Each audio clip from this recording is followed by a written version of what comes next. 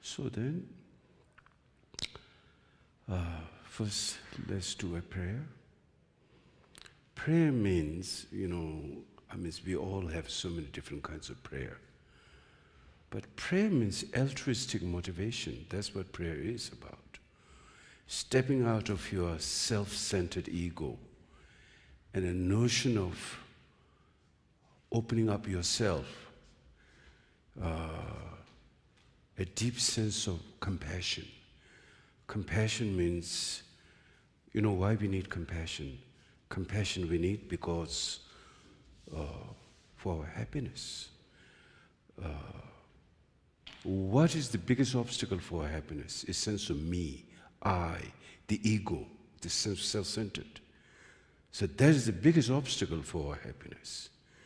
So in order to step out of that very obstacle which prevents our happiness, so therefore prayer is genuinely compassion, the motivation to benefit others. So you are naturally included in that. That's something lacking in all of us. We have very little, even we have some idea helping others is a good idea, but we don't really pay focus to that much.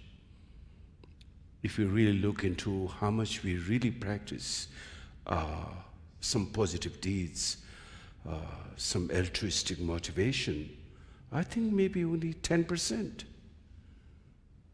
Perhaps 10% will be very good. Maybe that's a high remark. We are not even sure we do practice 10% compassion in our life. Yes, we are trying to be nice to our immediate families and nice, but that also so much, if they follow your way, then you can extend your kindness. But if there's something you disagree, then they're not the object of your recipient of your kindness. So our mind is very much caught into negative habits. And that is the reason why we have suffering and depression and problems in our life. There's no other reason than that. Nobody else is making our suffering. The suffering is created by our own mind. So therefore, when we do prayer, it's not that I'm Christian, I'm Buddhist, I'm Hindu, I'm Muslim, or whatever. Your prayer should be the very problems that you have is lack of compassion. It's true we have lack of compassion. I'm not going to say we have great compassion. And we all have deficiency in compassion. So try to generate more of that. That is what really true spiritual practice is about. Spiritual practice is not about competing with this religion, with that religion, with this school or that school. Spiritual practice has to do with your own mind, how to open up. That's what spiritual practice is. It is something personal. It has nothing to do with this organization or that organization or this religion or that religion. Those are all kind of childish. We fight wars for that. In the name of religion, we have killed so much in this world, among Christian, among Islam, among so many other religions. So none of that, because again, actually what we did, we feed that ego again with the name of religion. So therefore, very sad thing. I think the focus should be oneself, one's mind, one's transformation. That's it. There should be no other people's business. We don't have to poke into the business of this school or that school or this person. Focus to yourself. Watch your own mind and see your own weakness, your own deficiency, and work with that. And the result will be there. Otherwise, no result. You keep blaming this, oh, this is better, my one is better, your one is this. No end to that. That great Buddhist master named Shantideva, he said, if you kill thinking that's my enemy, if you kill the so-called enemies, there will be no end to that. But if you kill your anger within yourself, all your enemies gone. It stopped right there. That's what Dharma or spiritual practices meant. Working with oneself, not others, not poking into other people's business. Focus to yourself. Look at your own mind and work with yourself. That's where liberation is possible. Otherwise, liberation is not possible. Happiness is not possible. We can look here and there. We have done so many things, but never, there's not much peace we experience. Why? Lack of compassion. Lack of touching the reality of the nature of our mind. So therefore, first let's do a prayer. Pray that be compassionate to yourself. May I really come out of this trap of ego, this self-centeredness. May I have some awareness of concern for others, how I can relieve them directly or indirectly, or may I be, my body, speech, and mind be a benefit to all beings. I think that is very important to generate a motivation like that. Okay, so let's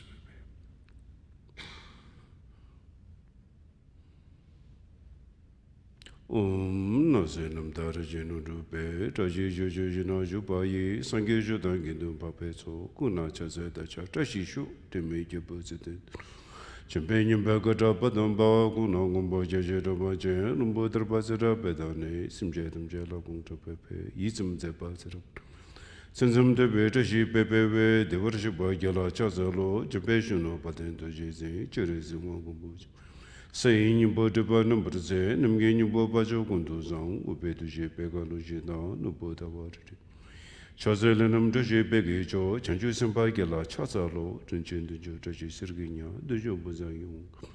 Yenda don't dump the baby who Minugazze when you call de, Ringenda Jojaja, Chudu watching. Gizong would Bebe, Tashelam Gela, Chazalo, some Bachum Bodijum. Midon Gelbo Yurgorson, Pagebodan, Mimizan, Namte Selazu. Tishula Dandon, Hundo Jezin, be wanted to take it and say, Sasum Nesugil.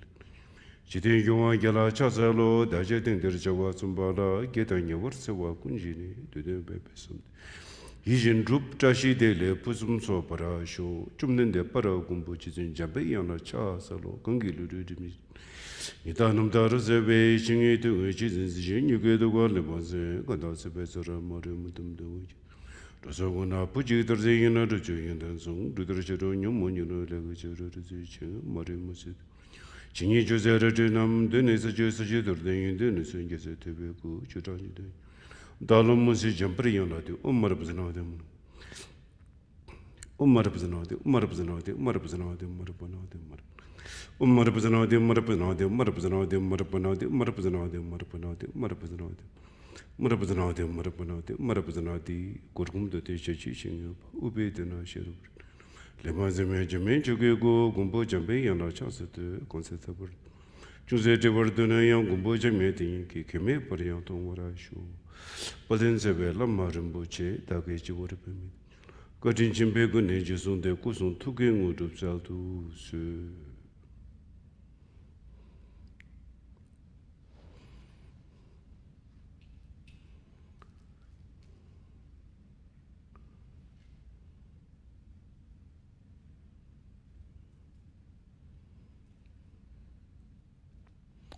So,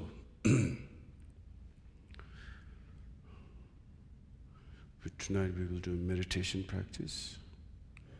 But before we do meditation practice, I usually like to give a little teaching on Dharma teaching.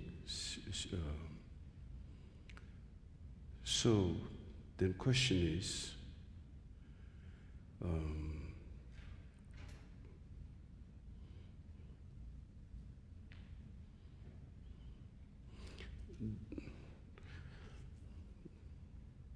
Sanskrit word is dharma. And in English we can say spiritual teaching. Tibetan word is called Chhoje. Chhoje means to shape up. That's what dharma means, shape up. And here, shape up your mind. How you view things, how you look at things, what we call doctrines. Doctrines view pretty much the same meaning, basically.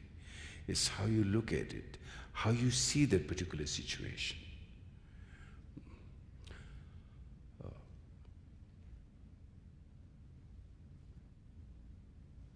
So looking at the view becomes very important in the spiritual practice.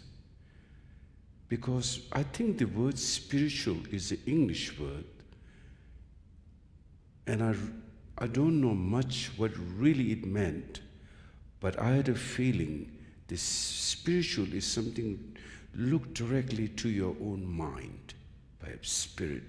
I don't know the notion of mind, which is outward and which is inward.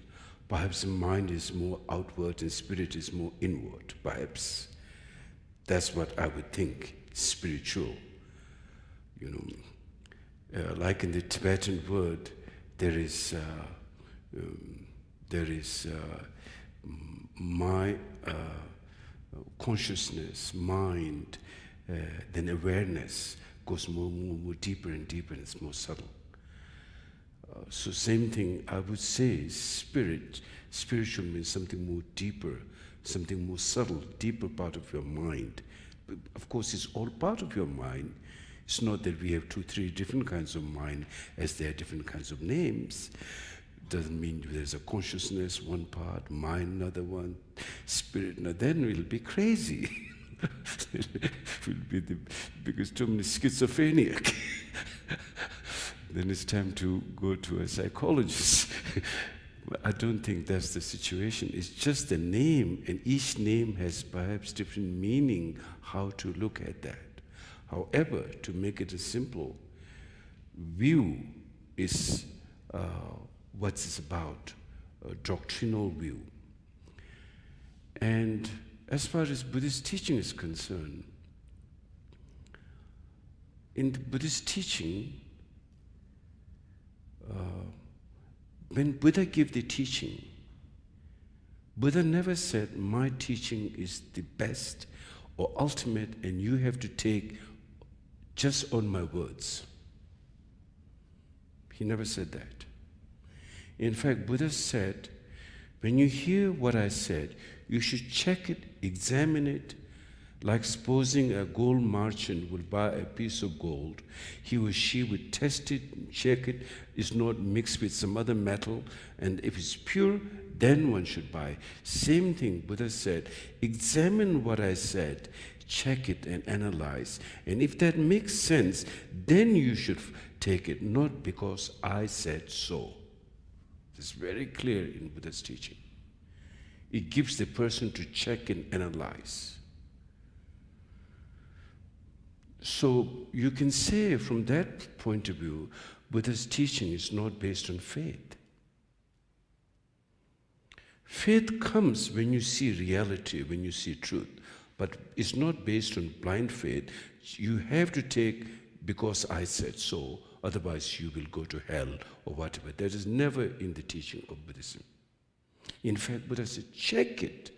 He said, oh monks, check my teaching as you would check the gold. Don't take it because I said so. I think that was a very special statement. It gives it gives the possibility for a human being, for a mind to explore and look and find the truth by yourself.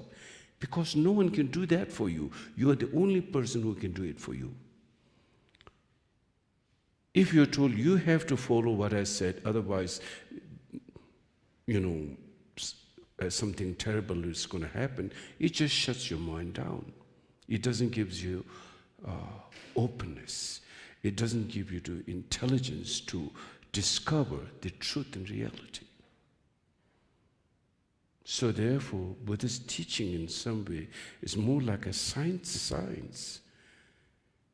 And some do say that Buddhism is not like other religion. Buddhism is more like a way of thinking. Of course, it's a very vague to say way of thinking, but what Buddha said is check it, analyze, and then find the truth. If you find truth in my teaching, then follow that, not because I said so. So that was very important in the Buddhist teaching. So much when a person studied the Buddhist practice, philosophy, mainly in monastic situation in Tibet, where there are thousands of monks and so many nuns or laymen or lay women, traditional teaching is one is to debate, one is to study, one is to reflect. Sometimes, basically, there are three main philosophical, doctrinal exists in this world. There's nothing goes beyond those three. One is eternalistic, one is nihilistic, and then one is the middle path. All religion comes into those three categories of view. It doesn't go beyond that. Nihilism is someone who basically says there is no cause and effect. There's no good, no bad. There's no past life. There's no future life. There's no good. There's no bad. Everything is pure incidental. Life is a pure incidental. So that's how nihilistic teachings is based upon. While eternalistic teaching is based upon everything has an entity which is real, permanent, unchangeable. And then there is a middle path, which is the Buddhist view, which is based on interdependence. Buddhism says there's no such thing as a self. It doesn't mean that there's no notion of identity. Buddhism is not saying there's no identity, or yellow doesn't exist, the identity of yellow doesn't exist, the identity of red doesn't exist, the identity of flower doesn't exist. It's not saying that everything is one big lump of universe. That'll be stupidity. But at the same time, Buddhism is saying yellow does exist, blue does exist, red does exist, apple does exist, orange does exist. But they do exist in a seemingly phenomena. But when you really look into it, there's no such thing as self as a permanent, inherent, permanent identity as a self in itself. It's many factors comes together, cause and effect, primary cause, secondary conditions. When all of those things come together, then what it appears as a temporal identity. Orange, and they changes. They're temporal. Orange is not going to remain orange. The moment you start eating it, it's becoming your stomach. It's no longer orange. It has to flush out. You're not going to call the orange is going out. So it's momentarily. And momentary means not inherent independence. Momentary means interdependent. Any interdependent is momentary. You see? So therefore, Buddhist view on phenomena, this whether our pain and pleasure, high or low, whatever is based on the view of interdependence. So when we look in the view of interdependence, your suffering comes from where? A nihilistic, since nihilistic doesn't believe in past, doesn't believe in future, everything is just pure incident. But that's not really the reality when you examine. Your suffering basically comes from three primary causes. First two primary cause, immediate cause, is aversion and attachment. Behind those two, aversion and attachments, lies the ignorant. Because where does attachment comes from? Where does aversion comes from? From a sense of ignorance, not knowing reality. So it is said, two kinds of ignorance. One ignorance is not knowing cause and effect. What brings happiness? What brings suffering? Not knowing that. Ignorance. Ignorance to cause and effect. And the second ignorance, in ignorance of not knowing the reality of the nature of the mind. So once it seems that once we messed up on the not knowing the reality of the nature of the mind, then everything stems out of that ignorance. It's become out of control. And when it becomes out of control, actually our mental state, our psychological state, or whatever we would call mental state or psychological state, is called power of others. So what does that mean? All your thinking is power of others. Meaning it went under the control, like, of course, let's take one step back. Who wants to suffer? Nobody wants to suffer. Who wants to be in anxiety? Who wants to be in loss of mental turmoil? Nobody wants. In fact, we don't even want for a second. Let's not talk about 5 minutes or 1 minute. Even for momentarily, we don't want those suffering or any kind of pain or things like that come into our life. So now what happens? Why that's happening? You have no control. You don't have control. Therefore, philosophically in the Buddhist teaching, it's called Zhenwang. Tibetan word is Zhenwang, means others' power. So here, the others' power is the neurosis. The afflictive emotion has taken over. You have lost control to your mind of the afflictive emotion. Again, not that there is two different kinds of mind you have. Again here, it's not that earlier we were talking consciousness mind, doesn't mean there are 3 different or 5 different minds. But again, same thing, it's your own mind, but as you lost track of your mind. You lost the power of your mind, how to bring yourself in your basic sanity. And so therefore the mind now habituated in that afflictive emotion and become under the power of others. Others mean under the afflictive emotion, power of the afflictive emotion. So then, if you really reflect into your life, almost everything you think sometimes is really tainted with the afflictive emotion. Either it's tainted with jealousy, either it's tainted with aggression, either it's tainted with some kind of envy, which is the ultimate attachment, desire. You want to have something that doesn't belong to you, but you want to have it and you want to possess it. Something very deep level of attachment. So sort of all kinds of things like that.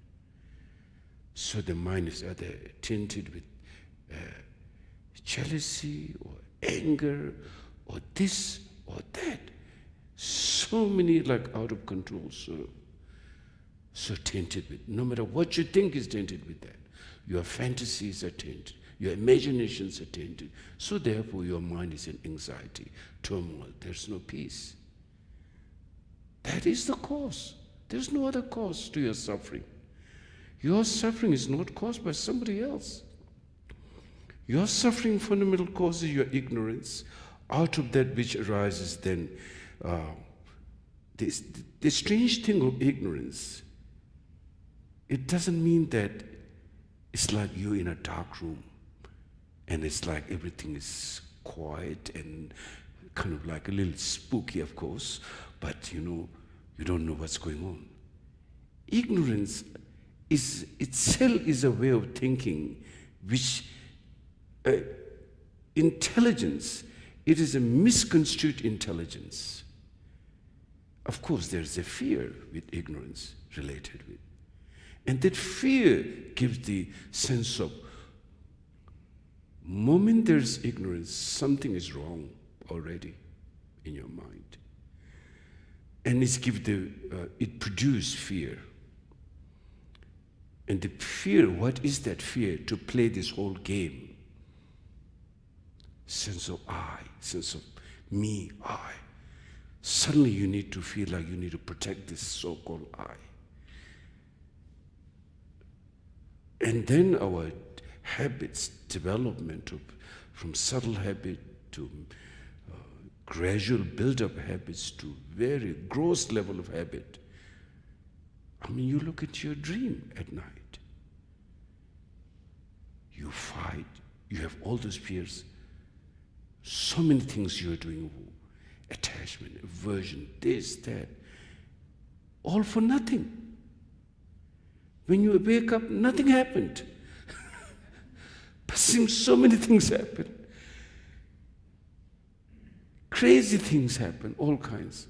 That's how power of mind has basic intelligence. Mind, you cannot stop the intelligence of mind. Whether it's the wrong kind of misconstrued intelligence or genuine intelligence, it will always produce. It's like the sun and the sunshine. Sun has a sun rays, mind has an intelligence, primordial intelligence. But that intelligence can get wrong. So, a lot of negative things, very confused things we see in the world today. And those who have a little bit of sane mind wonders why they do this kind of thing. But that's how the minds get trapped in a very deep level of negativity that one sees that is the right thing to do.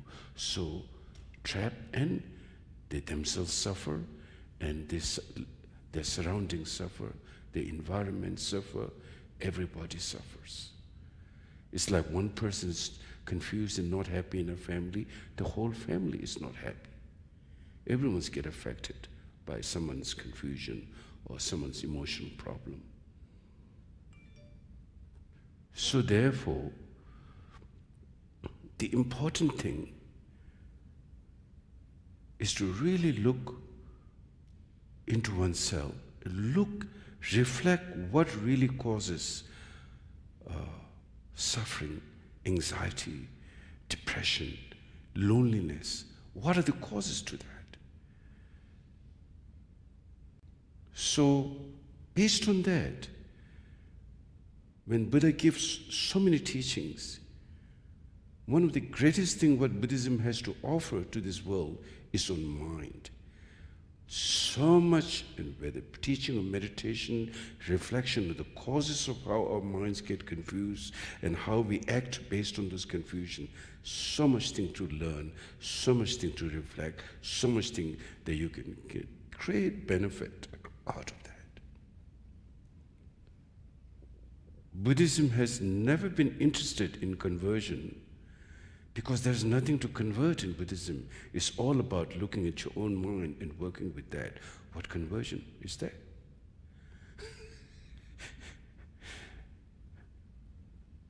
There's no such thing as, conversion is like, my God is the only God and there's no other God. Then you hold to this view. And of course, a lot of problems came out of that view. We all have this, we are all same human being. Whether we are born in Europe or Africa or Asia, or we all same human being.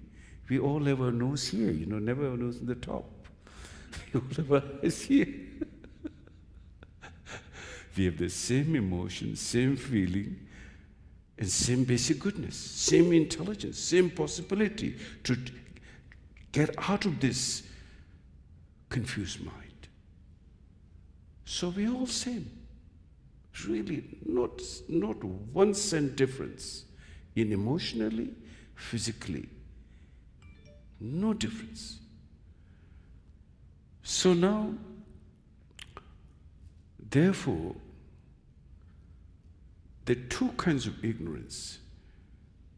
The mental suffering brought by this ignorance of cause and effect, not knowing cause and effect.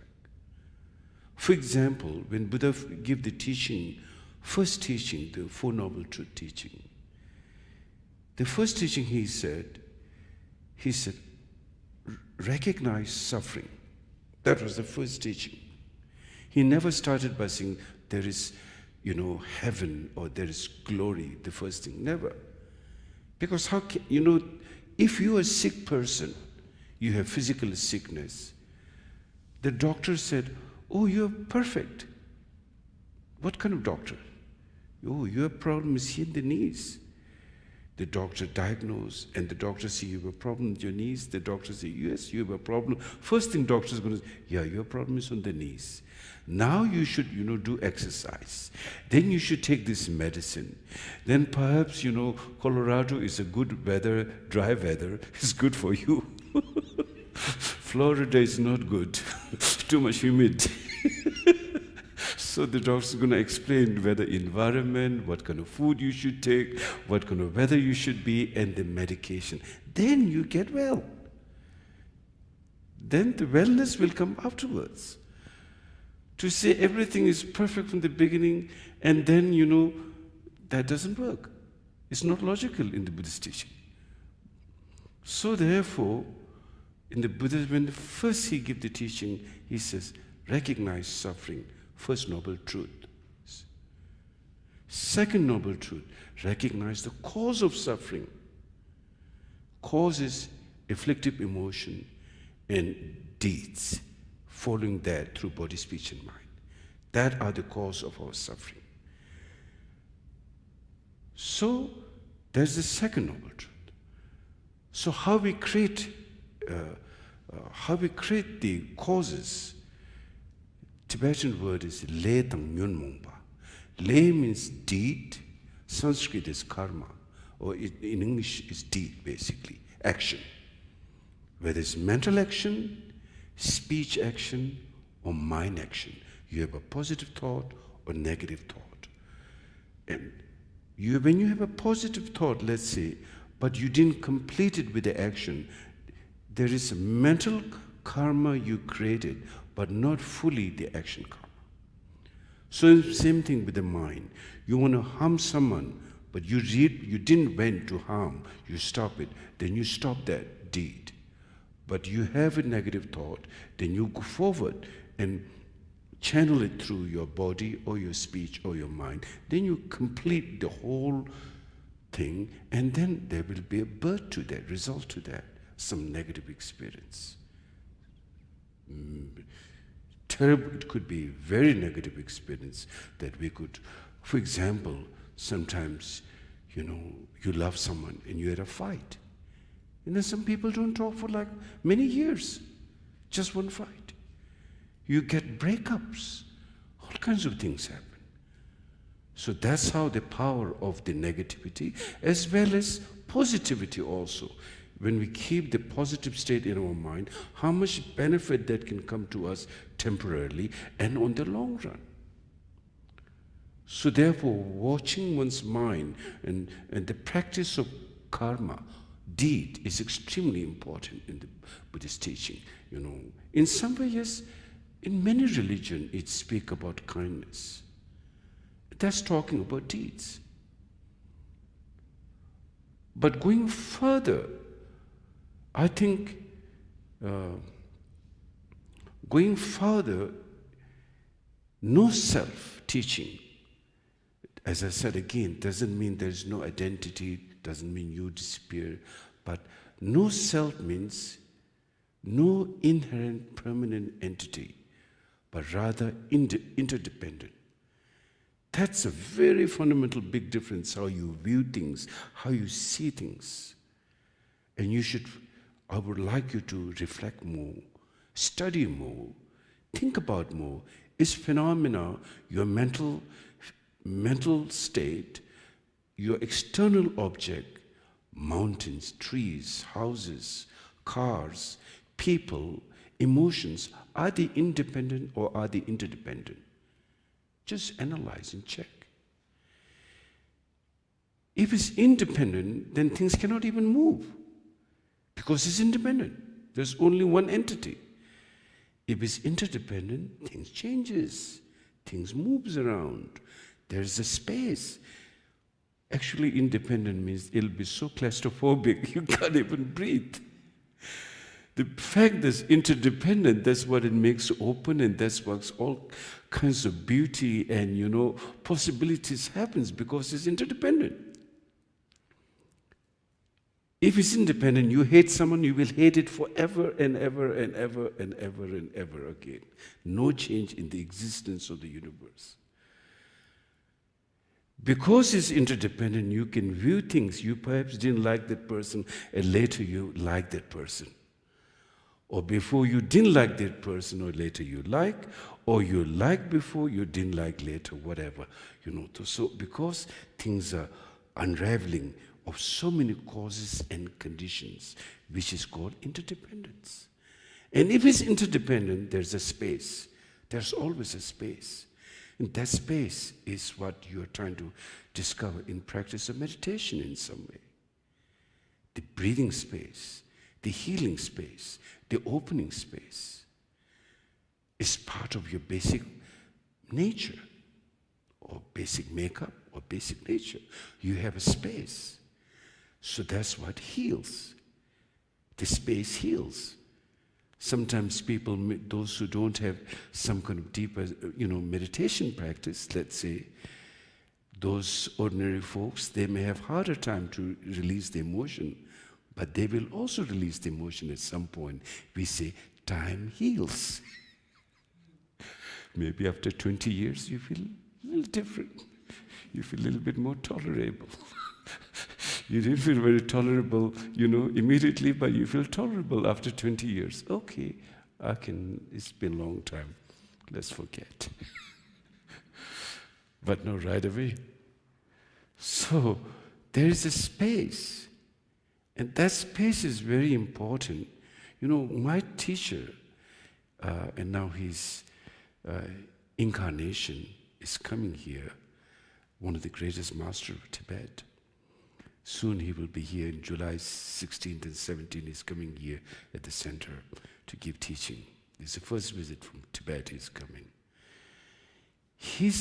That is his picture on the right side, on the first picture. He used to tell me, relax. In every situation, always relax. I really didn't get it when I was with him for a long time. Okay, relax, yeah, so. But that means there's a deep space within our own mind. We have a space. Our mind has a natural space. In fact, if there is no space, how can you even think? Think about it.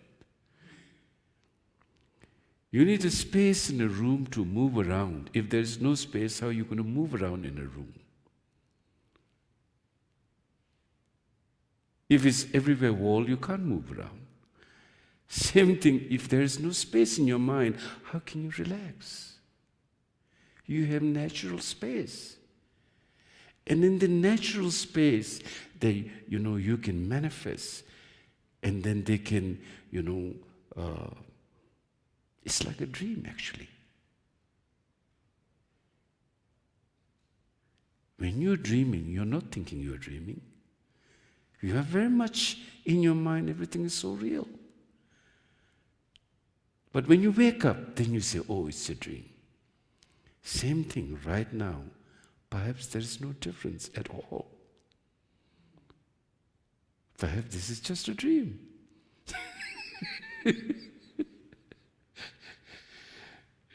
And all you experience when you go to sleep, of course, then you enter it, your most subtle mind. So actually, traditionally, the daytime is called gross habit phenomena.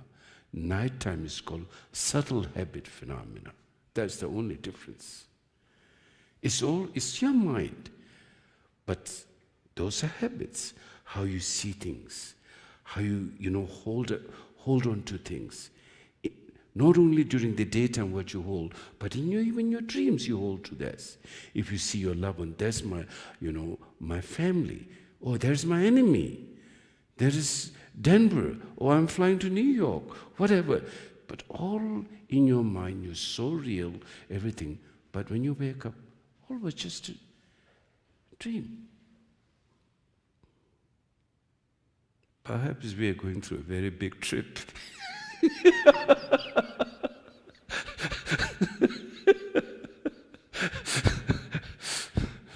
You should check it out.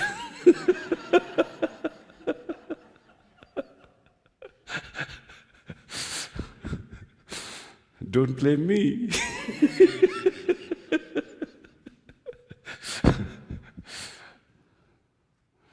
So, anyway, so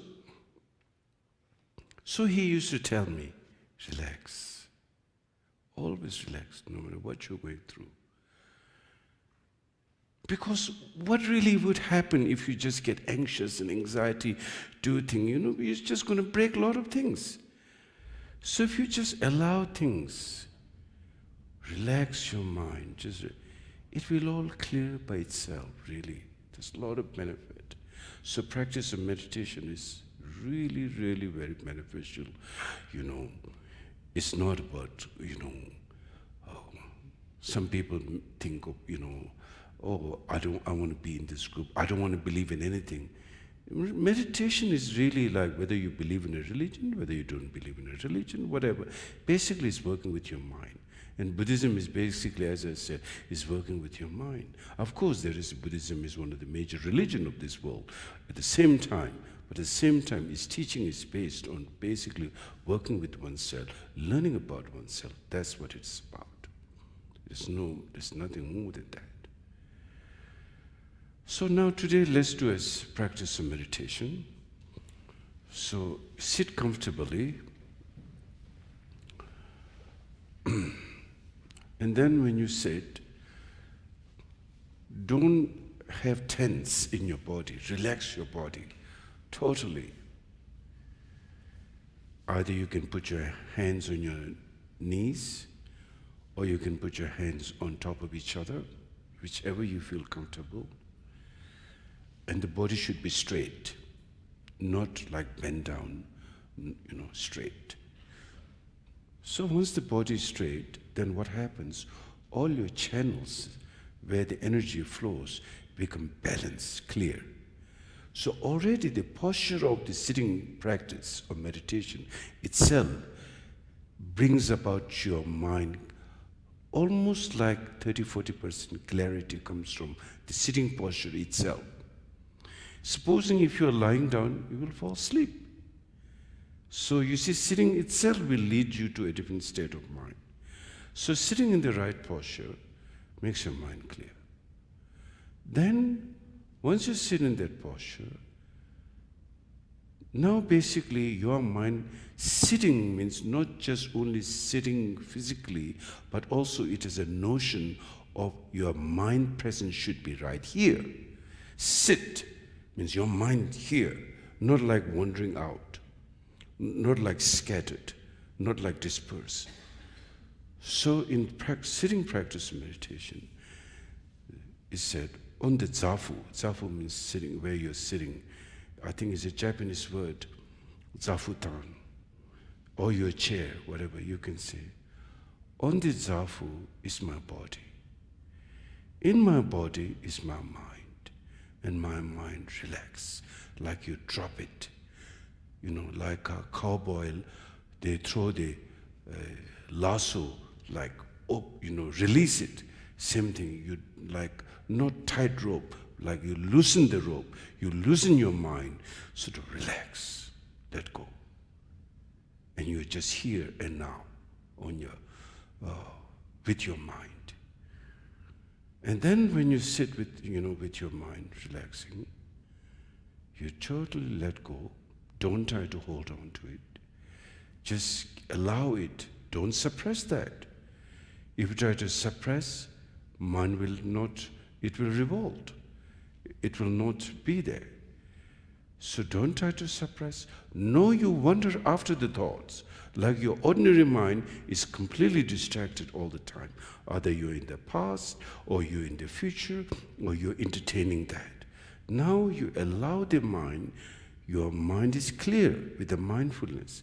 Clear, but at the same time open. You allow the thoughts, recognize the thought, oh, the thought came, and don't go after it. Don't entertain that. Don't try to make a chain reaction, falling one afterthought, but rather just see that, recognize it, and let go, and just be there. So for that, you need some reference. And the reference here will be your breathing. When you breathe, your mind should stay focused to your breath. When you breathe in, your mind is with the breath. When you breathe out, your mind is with the breath. So breath, actually what it does is a method in practice of sitting meditation to have the mindfulness.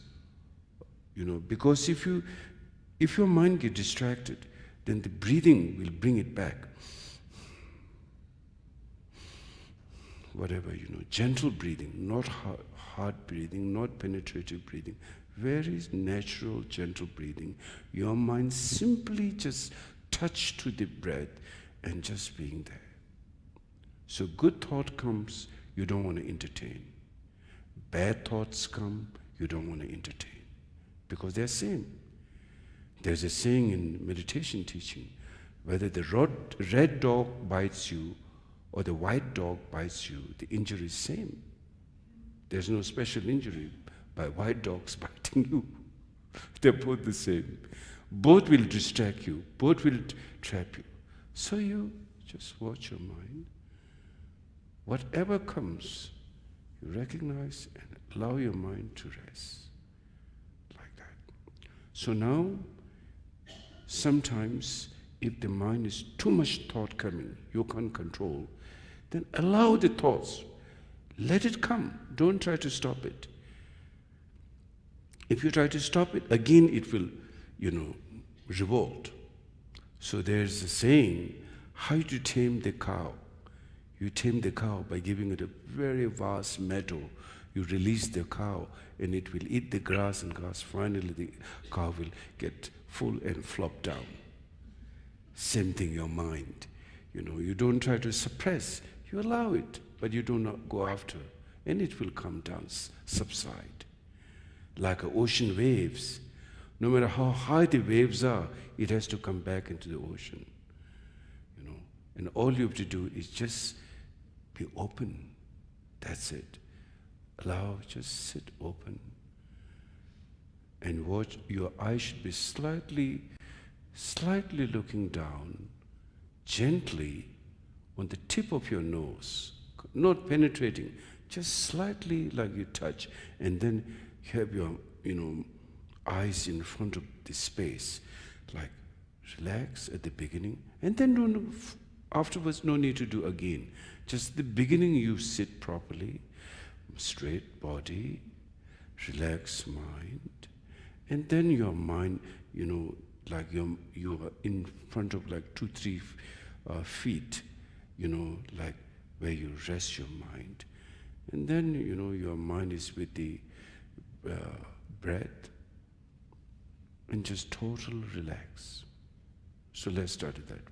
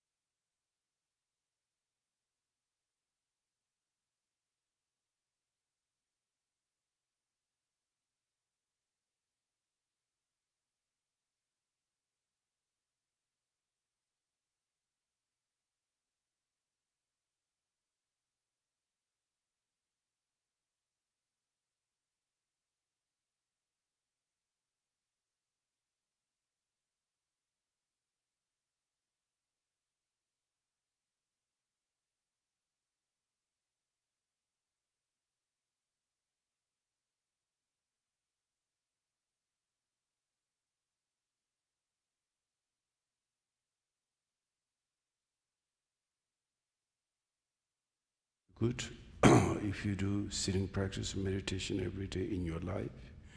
It can be tremendous benefit to you.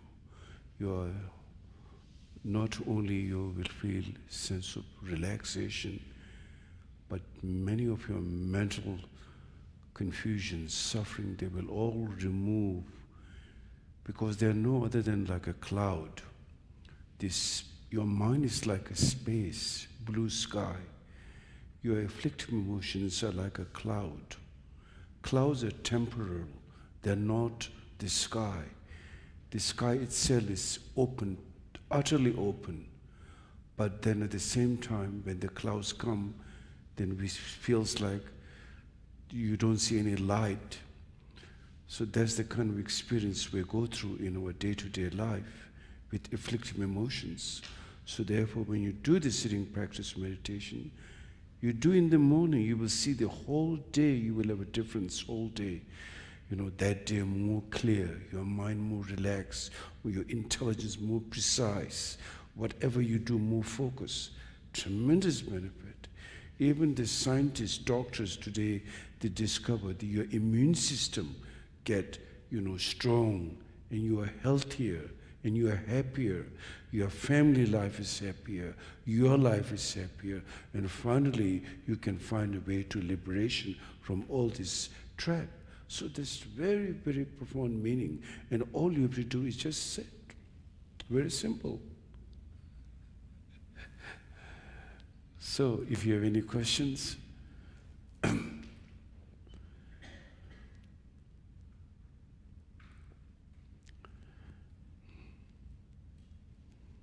you done meditation before? No, I haven't. Do you like it? Yeah. Wonderful.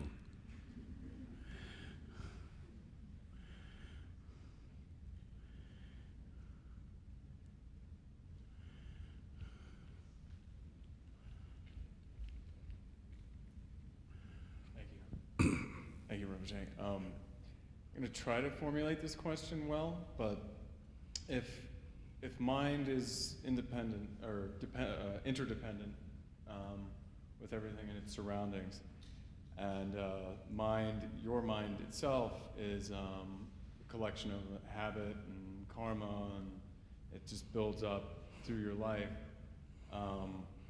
When you're existing in that state, I guess in the middle path, not trying to be attached to samsara, but not trying to be attached to nirvana either, is mind really separate from every other conscious being? Or is it just all illusion? Is self all illusion? Or do I have to remain whatever the self is in order to, work within the world? But is there really a separation? And when I die, all those habits and karma that I am, how is it that it doesn't just dissipate into consciousness, I guess, in the Bardo?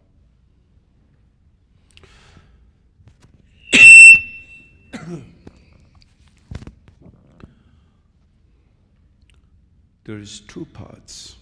You brought the question all when you die also.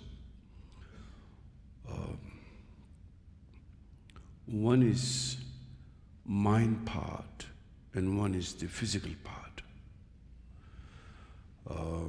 We have a physical body, including brain.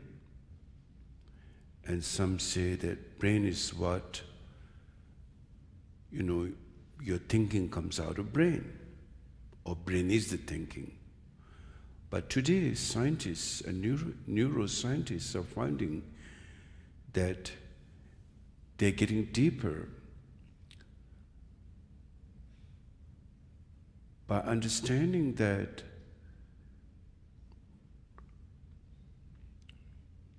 let me put it this way.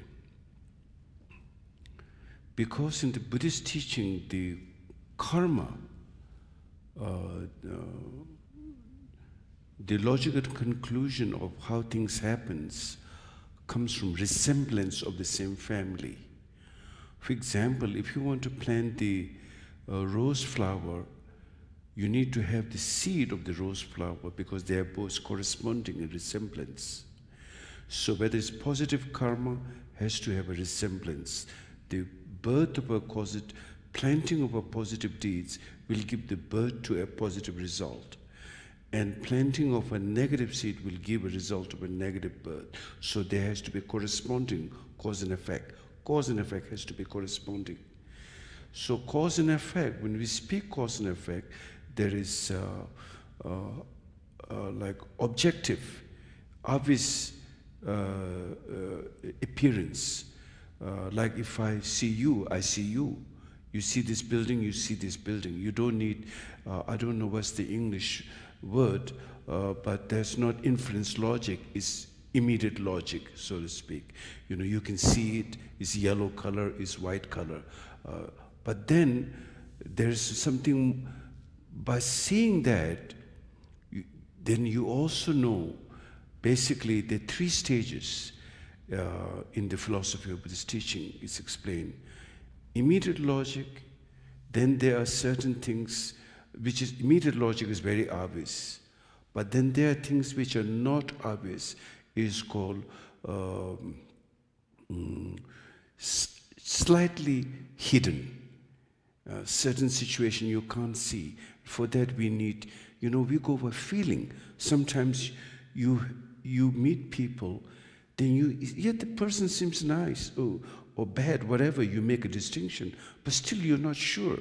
So then you go by intuition, and you go by feeling. That is slightly subtle now, because you couldn't figure out by obvious state. And then there are some very, very subtle. You need very, very clear mind to feel that. You know, so those are very subtle situations happening in our life. So the logic, 3 kinds of logic is used to basically analyze and come to conclusions. For example, even though there are many different kinds of logic, but generally there are those 3 logics. The logic immediately, this is white, you see, you don't need to go further than that. Then there's the inferior logic, you know, which is behind. For example, you see a smoke, you know if there's a smoke, there's a fire. You don't see the fire right at that moment, but you know by seeing the fire, seeing the smoke, there's a fire. There's inferior logic, right? English is inferior logic. Then there's certain logic which is very, very deep level about consciousness, you know, which most ordinary people don't see. For example, when we talk about compassion, most ordinary misconstrued intelligence, instead of seeing compassion as the most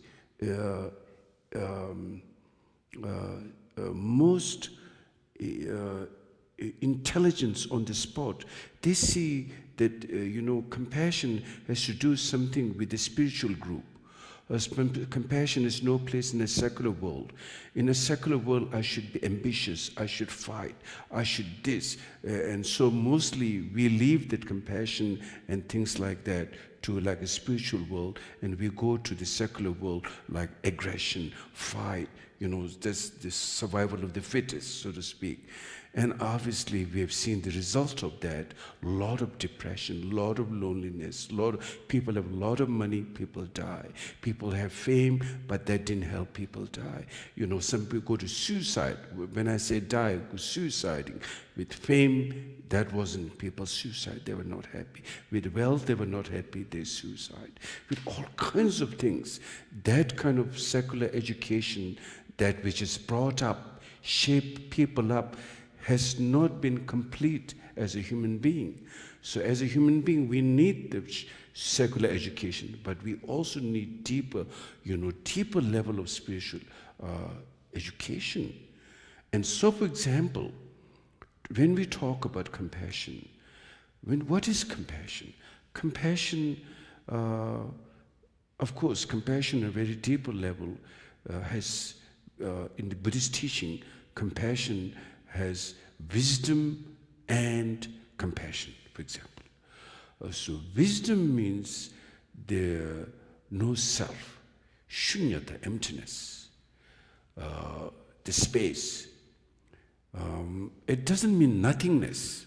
There's a difference between nothingness. In fact, it's so hard to put that in words. We have to bring some words saying empty. Empty means absence of self. That's what it means. It doesn't mean nothingness. You see, so people who misunderstand when they hear word emptiness, they think, oh, there's nothing. And that's the biggest misunderstanding, that then it's become nihilism. It's not about nihilism. Empty means no self, no, because there was no self. If there is self, it can never be interdependent. The fact that it's interdependent, that means there is no self. Fact, phenomena function in interdependent, that means there is devoid of independence. That is devoid of self, clearly there. But somehow our mind gets trapped into that thinking, and then learn to look what people look for in life. People look for happiness, period. People look for happiness. Now, what kind of happiness? Basically, it can only go two ways. One is sensorial happiness, and one is very deep transcending happiness. Transcending thing is very deep level of, we talk about very, very subtle level of awakening, of seeing the wisdom part of who we, primordial wisdom, enlightened mind, basic goodness we would call. That is on a very deeper level. But let's not go that far. First, let's put that away. Let's go to the sensorial level. Sensorial level, day-to-day happiness, whether it's like affection of other person, whether it's in the eyes of beauty, in the ears some, kind words, or caring, or in the, some good food provided to you, or some kind of love and affection. It all comes from others people's affection. It comes from your family. So when you all your temporal happiness, all your sensorial, physical well-being, and your emotional well-being, all comes from love and affection for other people. So therefore, if you can also generate, the more you're making yourself open for that, to receive that. And the more you have aggression and self-centeredness, nobody wants to be your friend. You become a lonely person. Whether you have so much money, you are staying in a beautiful house by yourself, and a lot of suffering inside. You can eat the best food, but that's... I'm sorry to say, look at Anthony Bourbons. He wasn't very happy deep inside. That's why he went to suicide. It's not that he was happy. So you see, the fame didn't help. The wealth doesn't help. That we really need to look deep into ourselves. So all our within a family, within a society, it all comes from our love and support of others, how we survive well, how we live well. And so, so if you really want to be selfish, His Holiness Dalai Lama put it this way: if you really want to be selfish, you should be more compassionate, kind to others. Then they will be kind to you.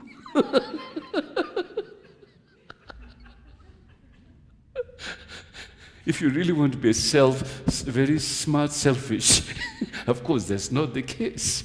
The more deeper compassion you get, then yourself, the notion of self, the notion of ego, loosen up, because that is the very problem to begin with. But that is on a very deeper level. Even on the relative level, conventional level, day to day, your life situation, your well-being, depends on others' love and affection. And for that, you need to generate that too. So therefore, compassion doesn't mean some kind of, like a theology, or some kind of like some, God or Buddha or something there. No, it is directly to do with you. How you function in your life, how you are caring, how you step out of your compromise. Patience, the practice of patience, the practice of generosity, the practice of those extremely important. So something like that. So then there is a mind part. Now, since everything is corresponding to the nature of, cause and effect, now physical cause and effect, well-being, or negative situation. Same thing. Now, for example, no matter how much neuroscientists would go deeper to this most subtlest particle of the brain, but no matter how much you go to the most subtlest particle of brain, the mind, the thought itself has, different. Mind, there is past life, future life, because mind is immaterial, while body is immaterial. Material cannot produce immaterial. There is past life, there is future life, because only an emotion, that emotion, mind, immaterial thing, can lead, what we go through the experience. It can have its own familiar nature, the corresponding nature, but matter is completely different. So the interdependent of the mind, so as long as even there is someone has a brain, but the brain becomes useless when the person consciousness leaves the body. Now consciousness is immaterial while brain is material. Brain is left there, intact brain is there, but consciousness is left. So therefore, no effect to that now. So therefore, when, on a very deeper level, I would say that our body is more like, our body is like psychosomatic body, like our dream body. Dream body, you see your body in your dream, but it's very subtle body. And in fact, you're walking, you're seeing things, you even need a door to open to go through that dream body. You just can't walk through the wall or anything, because that's how your mind has constructed itself, the habits.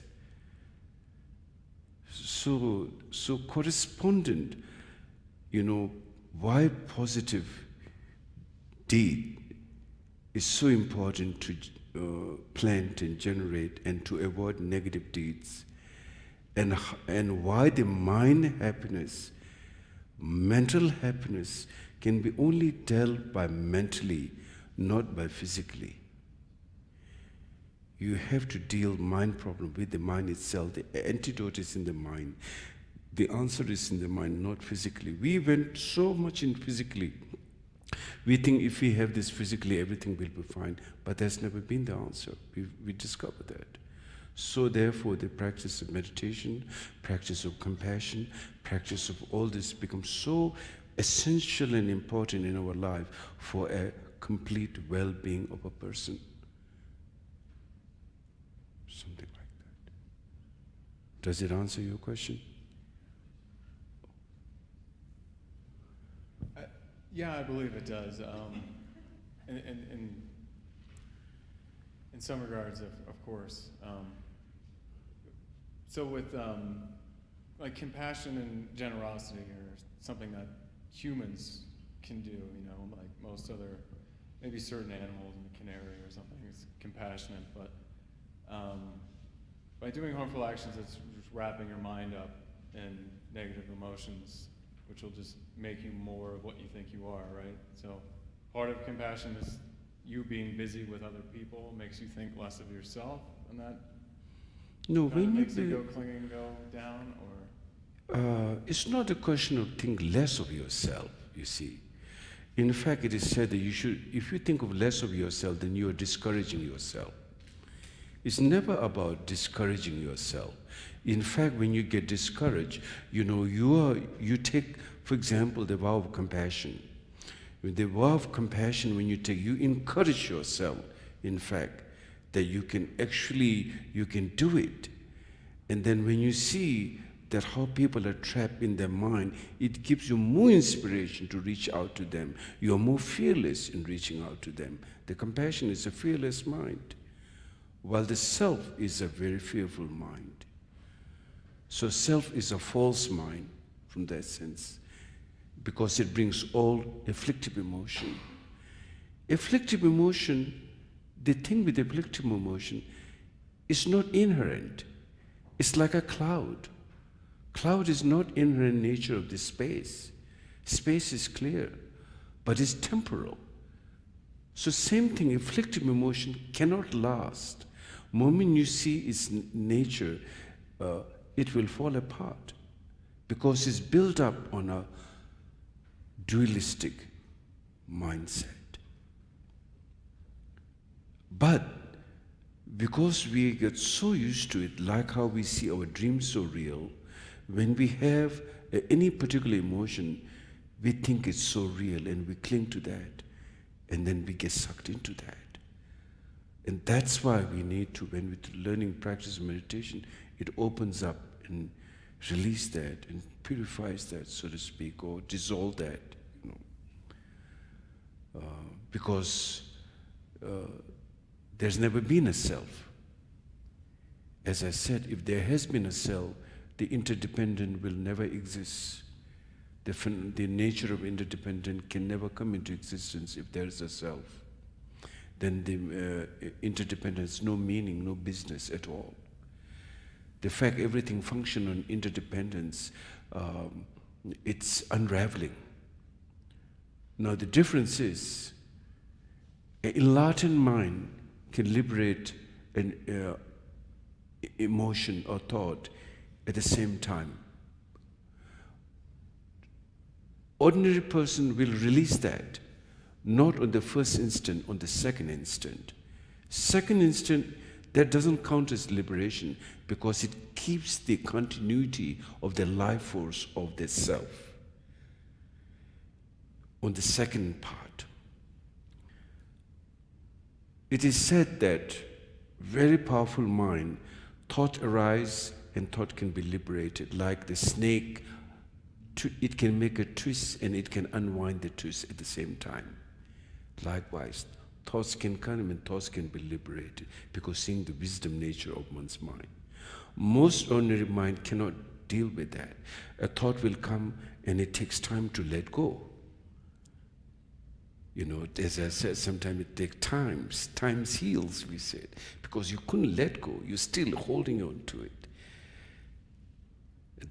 That level of obscuration is there in the mind, building up of so much afflictive emotion and habits from so many lifetimes. You've been building it up day and night. Even we know what's our age, and like day and night we've been building up, and we don't know how to let go. We have very little knowledge of how to let go. Every little thing we cling to it, in fact. You have a subtle thoughts, you're entertaining. You have a gross thought, you're entertaining. You keep collecting it, and it's become like sometimes, but there's a word for that, I guess in English, I don't remember right now.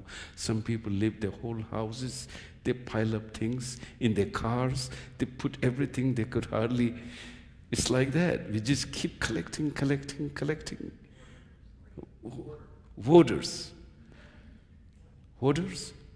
Hoarders, like that. But really, our mind is like hoarder.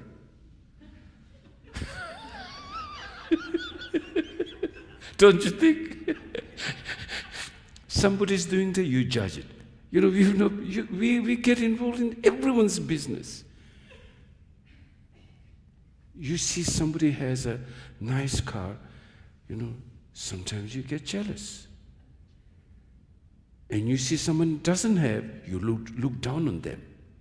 It's none of your business, but that's how that afflicted mind, sad to say, is like that. So the flawed of the self, flawed nature of the mind of ego is like that. It says, if it's higher than yourself, you're jealous. If it's equal to yourself, it's competitiveness. If it's lower than yourself, you look down and take advantage. You judge them. That is the really sad nature of the ego mind, ignorant mind. So therefore, no happiness. It's like all neuroses come out. It's like you're living in the sewer. Really. There's a saying, in the midst of fire, there is no coolness. In the midst of, sewer, there's no perfume. Like that, in the midst of afflictive emotion, there's not much peace. One really have to look deeper. We have allowed ourselves carried away by this mind, and therefore is called power of others. Now you need to take your mind in your own life and then get awakened and be free from that. Something like that. And for that you need a lot of compassion. Compassion and practice of meditation together. I think then it's very good. Otherwise very difficult. Thank you. You're welcome. Okay, so then let's do the world peace prayer.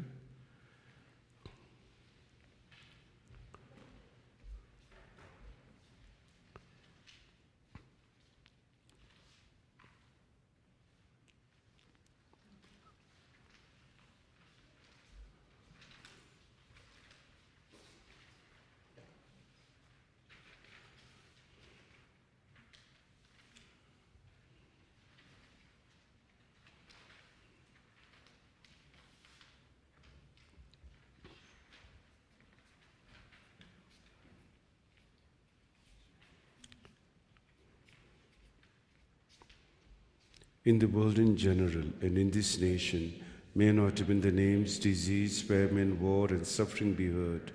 May virtuous qualities in merit and prosperity greatly increase, and may continuous good fortune and sublime well-being perfectly rise. In the world in general and in this nation, may not even the names disease, famine, war, and suffering be heard. May virtuous qualities in merit and prosperity greatly increase, and may continuous good fortune and sublime well-being perfectly rise. In the world in general and in this nation, may not even the names disease, famine, war, and suffering be heard. May virtuous qualities in merit and prosperity greatly increase, and may continuous good fortune and sublime well-being perfectly rise.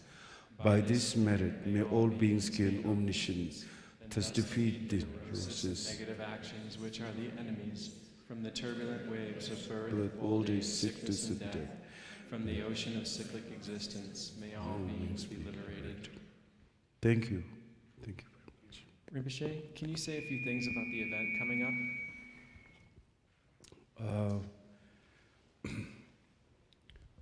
My teacher, as I explained earlier today, he's going to be here giving some very high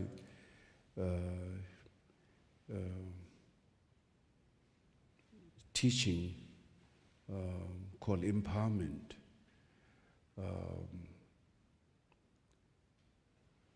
You see, we all have a basic goodness in our mind. Someone who is enlightened have that tremendous energy. Energy is what really changes us. We feel like supposing we meet people and we say, oh, I feel good about you. That's energy. I feel bad meeting that person. It's energy. So it is said, in Tibet, very high enlightened master, when they come, they give teaching on purifying obscured energy. And then you begin to experience quite amazing experience in your mind, like more compassion, more openness. Those are the, signs, basically enlightened energies. And many obstacles in our life, many hindrances and challenges come from us due to our negative karma and negative energies. So I request him, he's going to give 2 days of event.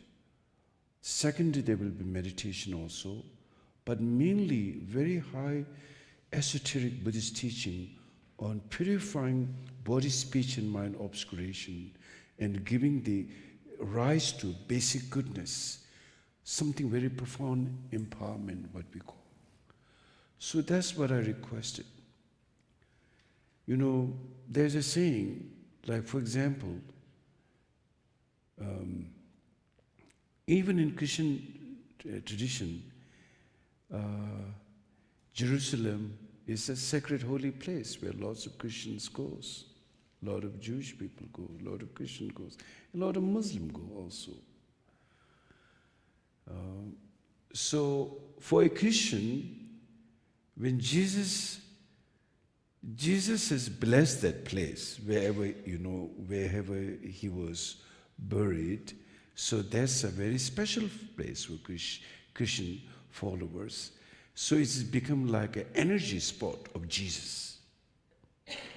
Same thing like Bodh Gaya become where Buddha achieved enlightenment, where people go for there. So that it wasn't blessed before, but when Buddha said and he achieved enlightenment, that place become like a power spot where people go and sit and meditate and try to discover themselves.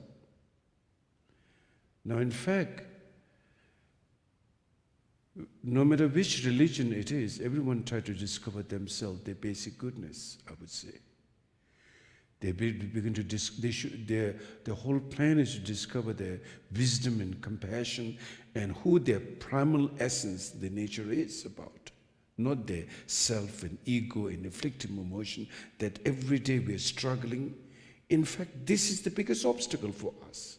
We need to purify that. We need to cut through that in order for awakening mind. So someone who are enlightened beings, when we come into contact, when they bring this empowerment, it creates like wonder, like you become part of their mind, and then you begin to experience compassion and wisdom and basic goodness. So these are considered very special.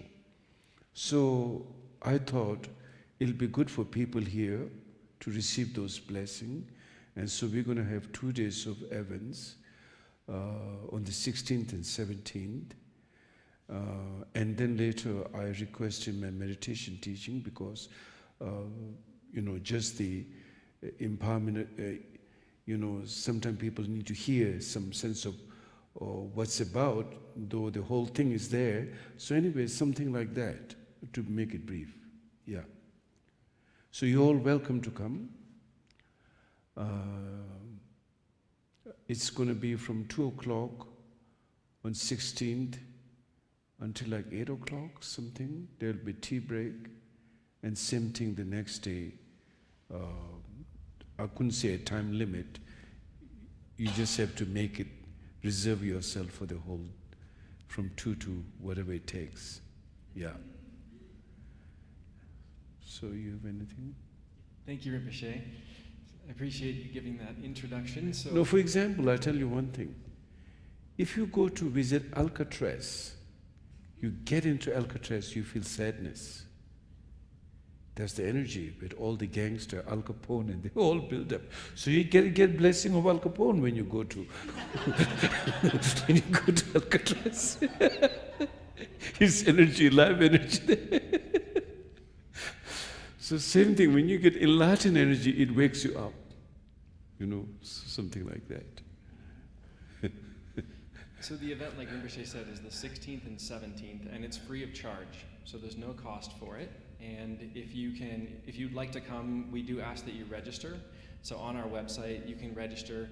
We will sell out. So right now we have almost 300 registrants, and we're going to be putting a big TV downstairs in the community room to have an overflow. So if you want to come, please register because it will sell out.